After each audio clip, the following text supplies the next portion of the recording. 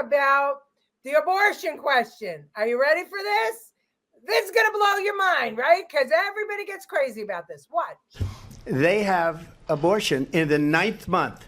They even have, and you can look at the governor of West Virginia, the previous governor of West Virginia, not the current governor, who's doing an excellent job, but the governor before, he said the baby will be born and we will decide what to do with the baby. In other words, we'll execute the baby. And that's why I did that, because that predominates, because they're radical. The Democrats are radical in that. And her vice presidential pick, which I think was a horrible pick, by the way, for our country, because he is really out of it. But her vice presidential pick says abortion in the 9th month is absolutely fine. He also says execution after birth. It's execution, no longer abortion, because the baby is born, is okay. And that's not okay with me. There is no state in this country where it is legal to kill a baby after it's born. Do you want to ask, would you support any restrictions on a woman's right to an abortion? I absolutely support reinstating the protections of Roe v. Wade. And as you rightly mentioned, nowhere in America is a woman carrying a pregnancy to term and asking for an abortion. That is not happening. It's insulting to the women of America. Exception. There was a very contentious committee hearing yesterday when Fairfax County Delegate Kathy Tran made her case for lifting restrictions on third trimester abortions, as well as other restrictions now in place. And she was pressed by a Republican delegate about whether her bill would permit an abortion even as a woman is essentially dilating, ready to give birth.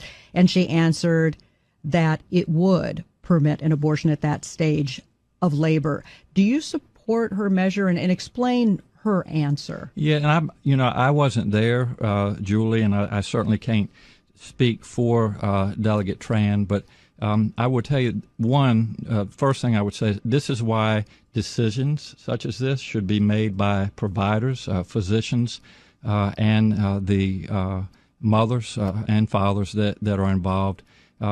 There are, when we talk about third trimester abortions, these are done with the consent of obviously the mother, with the consent of the physicians, more than one physician, by the way.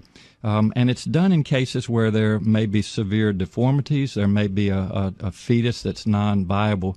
So in this particular example, if a mother is in labor, I can tell you exactly what would happen. The infant would be delivered. The infant would be kept comfortable. The infant would be resuscitated if that's what the mother and the family desired. And then a discussion would ensue between the physicians and the mother. So I think this was really blown out of proportion.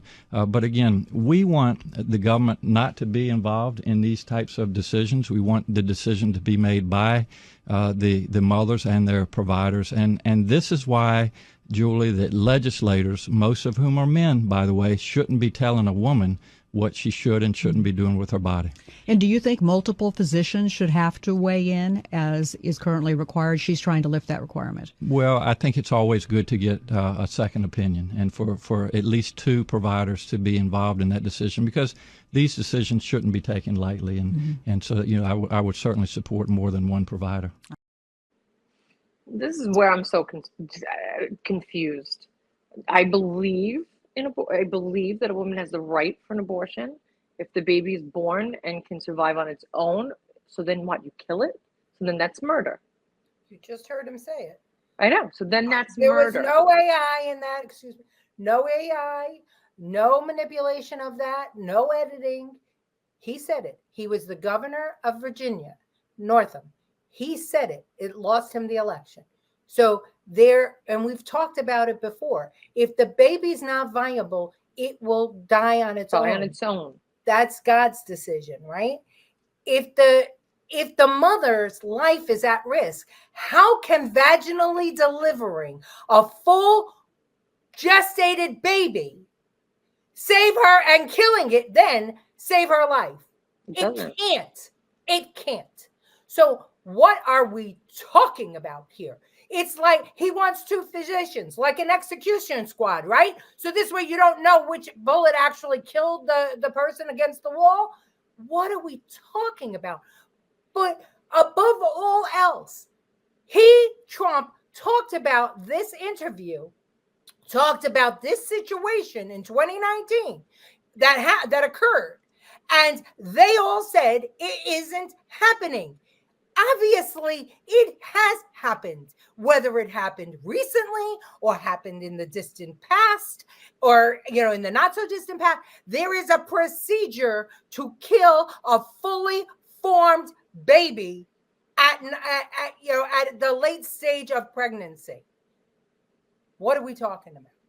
Don't say it's not happening, because if it didn't happen, if it never happened, then there wouldn't be a procedure for it. There wouldn't be legislation about it. There wouldn't be a discussion about it. But it has happened, and it does happen. And it may be rare, but it happens for whatever reason. The question is, every state, people vote, people decide what they're going to allow in the state. Go ahead, Jen. I'm sorry. I didn't mean to. No, and that's why adoption needs to be discussed more, but she never talks about that. It's discussed and funded. The problem is that Now China stopped giving us babies. We can't get babies from China anymore. Yeah, because their population, because the practice of aborting female fetuses in China was so widespread that now they have a surplus of men, not enough women, and and their population is going down. I mean, this is what we're talking about.